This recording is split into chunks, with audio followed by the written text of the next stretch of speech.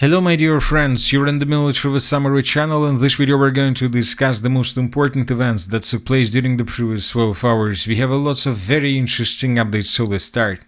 Both the Russians and the Ukrainians are preparing themselves before the beginning of another massive combined drone and missile attack that most likely is going to happen within the next 48 hours.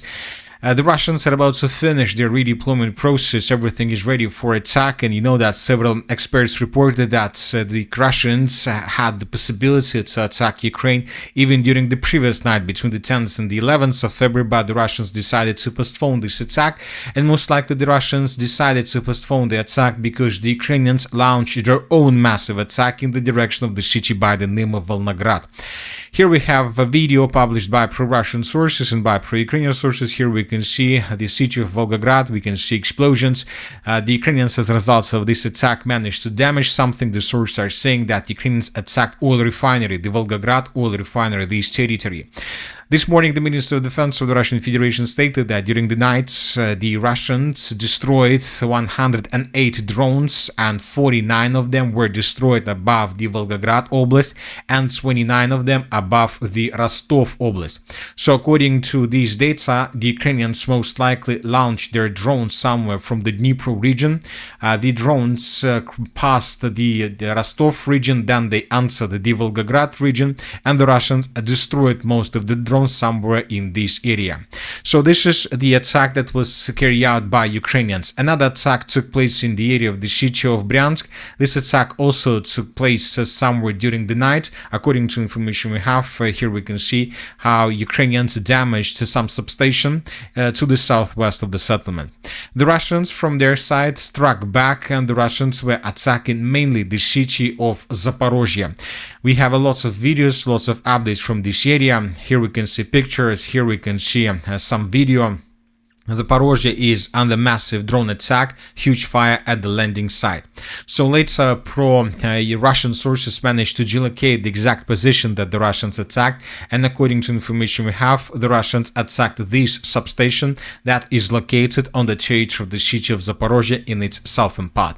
So as for the upcoming massive attack from the Russian side, most of all, the Russians once again will attack the objects of critical infrastructure through the entire territory of Ukraine, and they know that now there is no problem to understand what exactly, for example, the Russians are going to attack. Once again, the Russians will attack substations, and the Russians will attack power stations. For example, during the previous attack, the Russians damaged the Ladizhin power station. And if you have access to the satellite pictures, you might see that currently, according to the latest updates, this station doesn't operate. I would like to remind you that this station was attacked during the, let's say, early February attacks. And here we can see the video that was published on the 4th of February. As you can see, as a result of attack, a very big part of the power station was completely damaged and reduced to ruins. So according to this satellite picture, the Russians destroyed this corner of this construction, so this territory was damaged, and this is exactly the part of the power station that was completely destroyed. So now we understand that most likely the Russians are not going to attack this power station because this power station is not operating. The same thing is with the Zelensky power station, which is located to the south of the city of Kryvyi Rog, and according to the latest pictures, this power station is not operating as well. But according to the latest satellite pictures, the Kharkiv power station number 5 is operating. Today, on the 6th of February, was published this picture where we can see a smoke above the power station, which means that the power station is working. So this is the reason that this most likely the Russians will attack this territory during the upcoming attack. But at the same time, I would like to remind you that the mayor of a city of Kharkiv made lots of statements that almost every single object of energy infrastructure was destroyed on the territory of the city of Kharkiv and the Kharkiv region. But most likely he was bluffing, or of course he was bluffing. He was trying to disrupt the Russian attention and to force the Russians not to attack this territory. So this upcoming attack is going to take place within the next 48 hours, and Zelensky once again is trying to find a solution how to avoid this attack, how to postpone this attack, how to postpone all attacks on the spring or summer period of time when everything will be much better for Ukraine. And this morning, pro-Ukrainian sources and pro-Russian sources began publishing lots of updates on the matter of the presidential elections on the territory of Ukraine. Ukraine, under US pressure, is urgently preparing a referendum on peace with Russia and the presidential elections. Kiev has begun planning to hold a presidential election and a referendum on possible peace agreements with Russia. According to the publication, both votes could take place before May 15. This step is being taken under pressure from the US administration. Furthermore, FT claims that Zelensky plans to announce the elections on the referendum on February 24th. So, during the anniversary of the beginning of the conflict on the territory of Ukraine, the Trump administration wants to only the elections in Ukraine to be held by May 15th, but also the implementation of the entire package of peace agreements, including the withdrawal of the Ukraine armed forces from Donbas. At the same time, all these plans could be derailed if Kiev refuses to withdraw troops from Donbas. And you know that right after these statements and these articles were published by pro-Ukrainian sources, Zelensky emphasized and added that no elections are possible without security guarantees. So as you can see, Zelensky wants a complete energy truce, and if energy truce happens, takes place, then most likely he will promise to hold elections in Ukraine. But you know that 15th of May is very far from the current date, and everything is possible during this period of time, and lots of people, including Zelensky, at the end can change his mind and so on. So most likely the Russians will not accept this situation, these demands and these proposals from Ukrainian side. The Russians most likely will continue. Anyway, let's wait and see what is going to be next, but obviously the situation continues deteriorating. Another important thing is the current situation along the line of combat contact. And first, let's talk about the Zaporozhye direction, where the Ukrainians continue their counter-offensive operation. During the previous days, lots of interesting updates were published from the western Zaporozhye direction. First of all, pro-Ukrainian mappers adjusted their maps according to their changes. There used to be a gray zone in the northern part of the city of Primorska and in the north and in the area of the settlement of Lukyanovska. But today, pro-Ukrainian sources adjusted their maps and they removed the gray zone, which means that according to this information, the Ukrainians carry out a counter-offensive operation and force the Russians to fall back. Later, this video was published by pro-Ukrainian sources. There are lots of updates, and according to the latest video that was published by pro-Ukrainian sources, as a result of a counter-offensive operation, the Ukrainians managed to recapture the settlement of Lukyanovska, and the flag was raised by Ukrainians right exactly at this point. So, of course, we are waiting for this video because this is just a picture. Maybe we will find more updates, maybe we will get additional proofs, and of course, if this information is confirmed, of course we will adjust the map as well. So once again, according to pro-Ukrainian sources, the armed forces of Ukraine began a counter-offensive operation not just in the western Zaporozhye direction. We discussed this counter-offensive operation yesterday, but according to some resources, the Ukrainians began counter-attacking also in the western Zaporozhye direction. As a result of these counter-attacks, the Ukrainians managed to restore control over some territories. So let's wait and see what is going to be next, but this is very interesting. So which means that the Ukrainians are counter-attacking in the area of the city of Zaporozhye, and they are tasked to improve their position significantly and to force the Russians to fall back both from the western and from the eastern Zaporozhye directions. At the same time, we have changes in the Orekhov direction. This morning, pro-Ukrainian sources published this video where we can see how the units and soldiers of the 65th Mechanized Brigade of the Armed Forces of Ukraine were attacking positions of the Armed Forces of the Russian Federation on the territory of the farms of the settlement of Novodanilovka and Andriivka. Based on this video, we have adjusted the map. I would like to remind that according to different mappers, these territories were colored in Russian favor yesterday, according to different pro-Russian sources. And as you can see, this morning we received proofs that confirming this progress on the ground. So we have adjusted the map, and we see that the Russians are getting closer and closer to the city of Orekhov itself from the southwest and from the west. Furthermore, the Russians intensified their activities on the territory of the city itself. We have lots of videos of how the Russians were bombing and attacking positions of the armed forces of Ukraine through the entire city of Orekhov. Lots of attacks with aviation, with FABs, troops with artillery. So indeed, we can say that the Russians are intensifying their activities, and obviously the Russians are planning to begin offensive operation in the direction of the city of Orekhov in coming days, and this is going to be an offensive operation, probably without any even support of the Russian troops from the northeast. Russians understand that they need to hurry.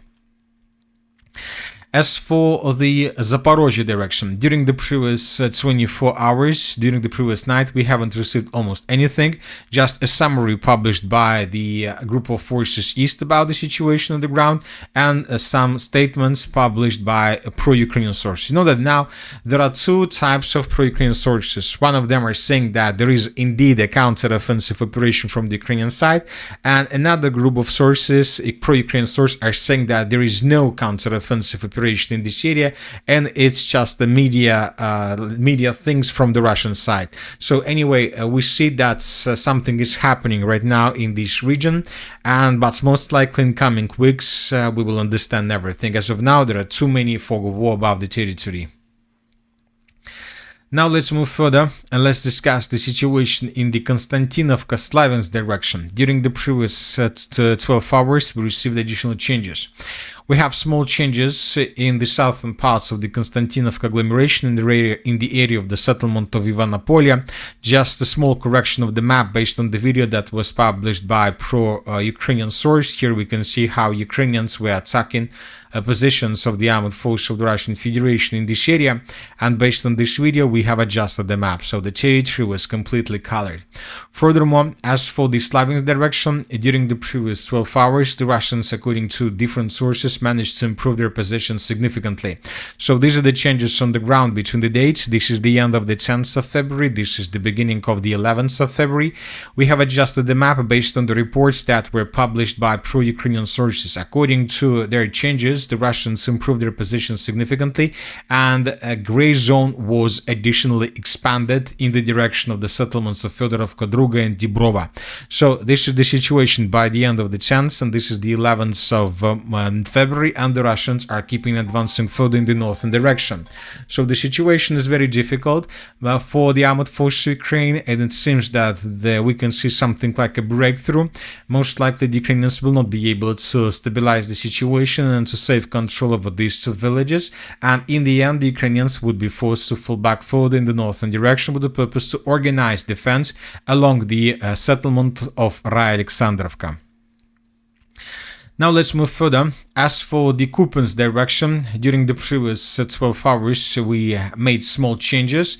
One of them took place in the area of the settlement of Boguslavka. A few days ago, neutral mappers reported that the Ukrainians began a counter-offensive operation in this area, and as a result of this counter-offensive, the Ukrainians managed to improve their positions, but we decided to wait for additional details and geolocations on videos.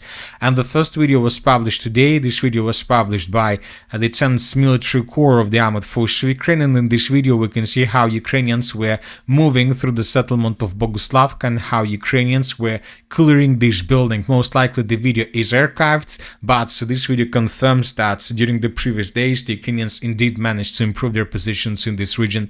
So based on this video we have adjusted the map, and these are the changes.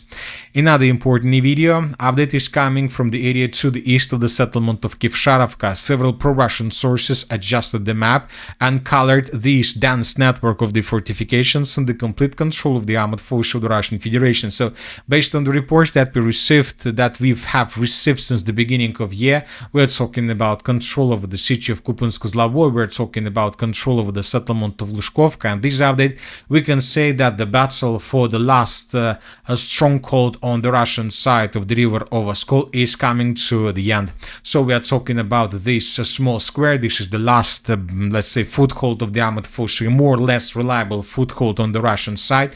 But due to the current situation and due to the reports and maps changes of the map that we have made in the past, we understand that most likely in coming 2-3 weeks the Ukrainians would be forced to fall back from the settlement of Kivsharovka, and the Russians will announce complete control over the eastern bank of the river of Oskol.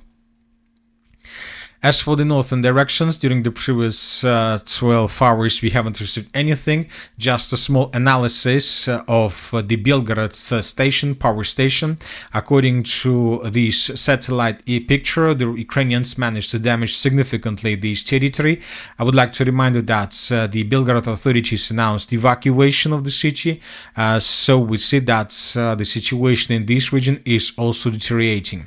So this is the beginning of the 11th of February. We are waiting for a massive attack from the Russian side in coming hours, in coming night, and most likely the Russians will try to destroy either the Sumy power station or the Kharkiv power station completely, or some power stations in the western part of Ukraine, because according to different experts, the Russians are conducting a reconnaissance operation using satellites of the western part of Ukraine, and most likely the Russians will focus their attention on energy infrastructure in the Lvov and Vinnytsia regions, military-industrial complex facilities in the Ivano-Frankovsk and Khmelnytsky regions as well. And that's it for the short video. Military with Summary channel reminds to we condemn any violence in the world. Thank you for your watching, subscribe to my channel, put your likes, join my Patreon, and have a good day. Bye bye.